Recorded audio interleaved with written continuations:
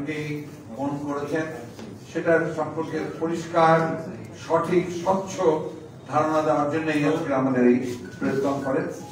আমি শুধু এইটুকু বলতে চাই যে আপনারা নিশ্চিত থাকুন যে আমাদের দেশের যে বেগম খালেদা জিয়া এখন একদম সুস্থ আছেন। কিছুক্ষণ আগেই তার সঙ্গে আমাদের ভারপ্রাপ্ত চেয়ারম্যান আমাদের কথা বলেছেন, তার ভাই কথা বলেছেন, এবং আমাদের যিনি ডাক্তার সাহেব যিনি দুইজন যারা ছিলেন আপনার প্রতিনিধিদের সময়, তারা দুজনই আমার পাশে উপস্থিত করছেন। নিশ্চিত করেছেন যে তিনি অত্যন্ত সুস্থ আছেন, এখন ভালো আছেন, আউট অফ এভরিথিং, অর্থাৎ কোন রকম আপনার বিপদের কোন সম্ভাবনাই নেই বলে তারা মনে করেন। আমি এখন ডক্টর জাহিদকে এই বিষয়ে কথা বলার জন্য অনুরোধ করব।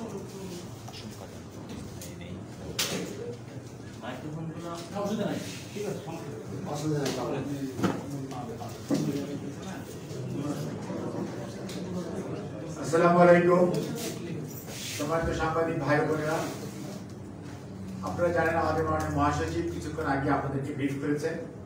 বাংলাদেশের তিনবারের সাবেক প্রধানমন্ত্রী, বাংলাদেশ জাতীয়তাবাদী দলের চেয়ারপারসন দেশনেত্রী বেগম খালেদা জিয়া দীর্ঘদিন যাবৎ কারাবন্দী অবস্থায় অসুস্থতার মধ্যে দিন যাপন করছিলেন এবং গত এপ্রিল, মে এবং জুন মাসে পোস্ট কোভিড নিয়ে উনি এবার কেয়ার হসপিটালে দীর্ঘদিন প্রায় 58 দিন ভর্তি ছিলেন থাকার পর।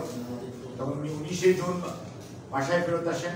তার পরবর্তীতে ওনার স্বাস্থ্য পরীক্ষার জন্য নির্দেশনা ছিল মেডিকেল বোর্ডের, এবং নির্দেশনা ছিল দেশের বাইরে নিয়ে ওনার সুচিকিৎসা সুনিশ্চিত করা। সেই পরিপ্রেক্ষিতে পরিবারের পক্ষ থেকে গত আগস্ট মাসেও সরকারের কাছে আবেদন জানানো হয়েছিল যে ওনার সুচিকিৎসার ব্যবস্থা করার জন্য, দেশের বাইরে নেওয়ার জন্য, ওনার প্রশাসনিক আদেশে ওনার মুক্তি দিয়ে ওনাকে বিদেশে নেওয়ার জন্য জামিন দিয়ে, কিন্তু সেটি আজ পর্যন্ত হয়নি। তারপরে উনি গত কিছুদিন যাবৎ অল্প অল্প জ্বরে ভুগছিলেন এবং সেই জন্য মেডিকেল বোর্ডের সদস্যরা ওনাকে পরামর্শ দিয়েছিলেন ওনাকে এবার কেয়ার হসপিটালে আবার পুনরায় পরীক্ষা করা, বিভিন্ন ধরনের পরীক্ষা নিরীক্ষা করার জন্য। যদিও বাসায় কিছু পরীক্ষা করা হচ্ছিল, কিন্তু বাসায় আপনারা জানেন সব পরীক্ষা করা সম্ভব নয়। সেজন্যই গত 12 অক্টোবর ওনাকে এবার কেয়ার হসপিটালে নিয়ে যাওয়া হয় এবং পরীক্ষা চলাকালীন সময়ে ওদিন বিকেলেই যখন পরীক্ষা ডাক্তার সাহেবরা বিভিন্ন পরীক্ষা নিরীক্ষা করার পর অনুভব করলেন ওনার হসপিটালে থেকে সব পরীক্ষাগুলো কমপ্লিট করা প্রয়োজন।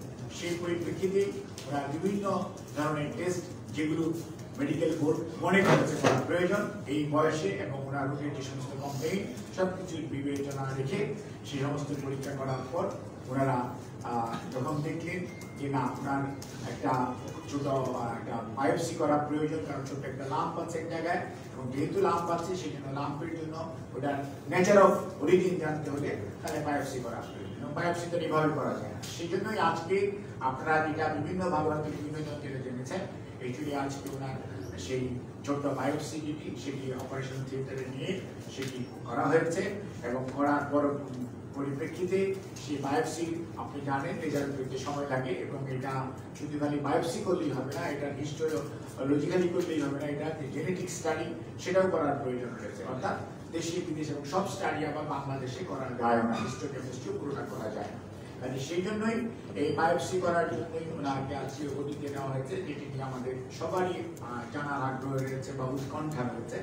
এবং তারই পরিপ্রেক্ষিতে বায়োপসি পরবর্তীতে মহাসচিব মহোদয় যেমন বলেছেন উনি সুস্থ আছেন। উনি আমাদের দলের ভারপ্রাপ্ত চেয়ারম্যান জনাব তারেক রহমান সাহেবের সাথে উনি ওনার শুভেচ্ছা বিনিময় করতে পেরেছেন, আপনার অপারেশন উনি খোঁজ দিতে পেরেছেন। ওনার ছোট ভাই স্বামী ইস্কান্দার সাহেব এবং জনাব ফারাফাত রহমান কোকর, মিসেস সৈয়দা শামিয়া চৌধুরীর সাথে উনি কথা বলেছেন। এবং পরবর্তীতে আমরা ওনার সমস্ত ভাইটালস অর্থাৎ সমস্ত মানে প্যারামিটারগুলো স্টেবল আছে এই মুহূর্তে, এবং উনি সার্জিক্যাল আইসিইউতে চিকিৎসাধীন আছেন। এবং ওনার সমস্ত যে চিকিৎসার যে দীর্ঘমেয়াদী চিকিৎসা এটা কিন্তু একটি সূচনা। বায়োপসি মানে হচ্ছে চিকিৎসা, বায়োপসি একটা ডায়াগনস্টিক প্রসেসের একটা পার্ট, এবং এই প্রসেসটা পরবর্তীতে পরবর্তী চিকিৎসা কি হবে সেই পরীক্ষার উপর বেস করে পরবর্তী চিকিৎসা আমরা নির্ধারিত হবে এবং রেজাল্টের উপর বেস করে, এবং সেই অনুযায়ী এইটা আপনারা জানেন এরকম প্রায় 76 শি ইজ রানিং 76 এই বয়সে এবং ওনার অন্যান্য যে পূর্বের যে সময় জটিলতা প্রত্যেকটা কিন্তু আছে সেগুলো মাথায় রেখে ওনার সুচিকিৎসা নিশ্চিত করার জন্য একটা ডেডিকেটেড ডেভেলপ সেন্টারে ওনার সুচিকিৎসার প্রয়োজন রয়েছে বলে ওইখানে যে মেডিকেল বোর্ড তারা রেজাল্ট পরবর্তীতে ওপিনিয়ন দেওয়ার আগে প্রাইমারিলি তারা অলরেডি তারা সেই ওপিনিয়ন দিয়েছে এবং সেই অনুযায়ী আপনারা সবাই দোয়া করবেন যে উনি আজকে যে অবস্থায় আছেন ইনশাআল্লাহ আপনাদের মাধ্যমে দেশবাসীর কাছে উনি দোয়াও চেয়েছেন যাতে উনি অতি দ্রুত সুস্থ এবং দেশের বাইরে ওনার সুচিকিৎসা নিশ্চিত করা যায় সেই ব্যাপারে আপনারা আপনাদের যথাযথ ভূমিকা পালন করুন। ধন্যবাদ।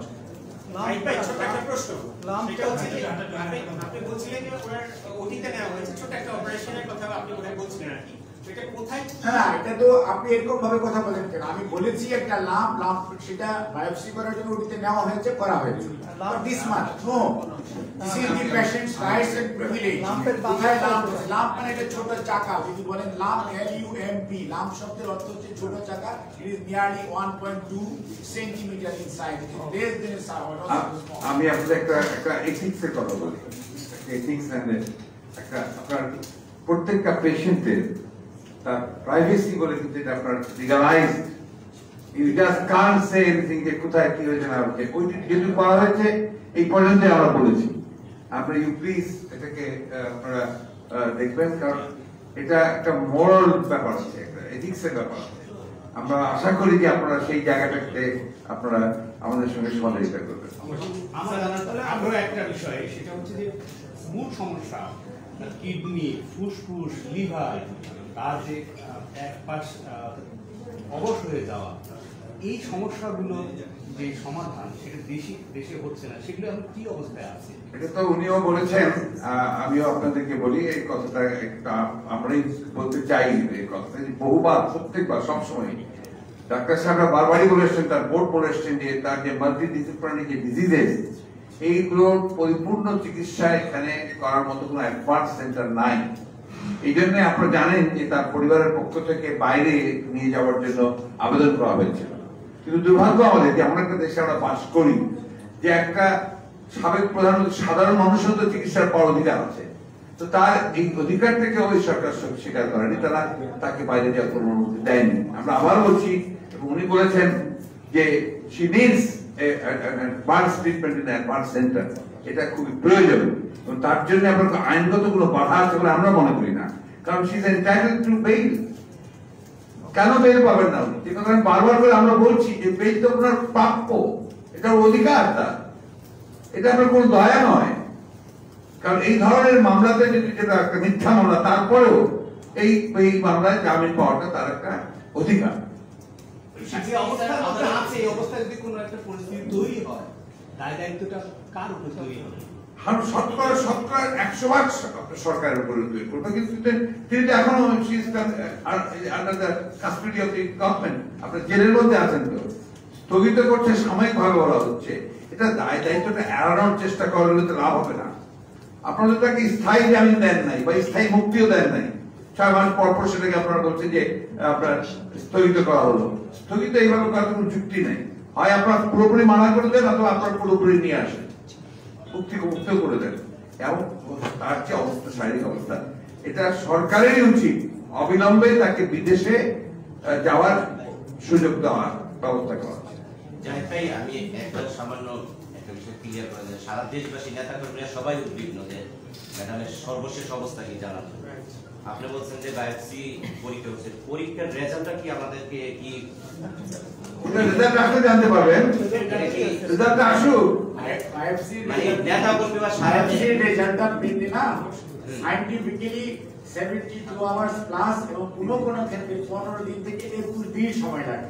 এটা জেনেটিক স্টাডি বলা, জেনেটিক স্টাডিতে 15 দিন থেকে 21 দিন সময় লাগে, আমেরিকার মতো জায়গায়।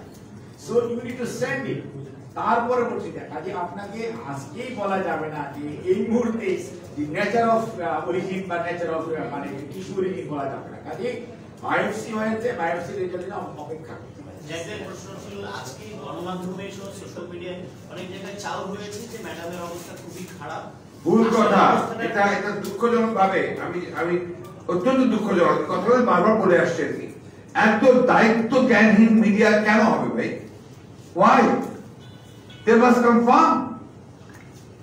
জিজ্ঞেস করতে হবে যারা কাজ করছেন, যারা আছেন, আমাদেরকে জিজ্ঞেস করবে, ডাক্তার সাহেব জিজ্ঞেস করবে।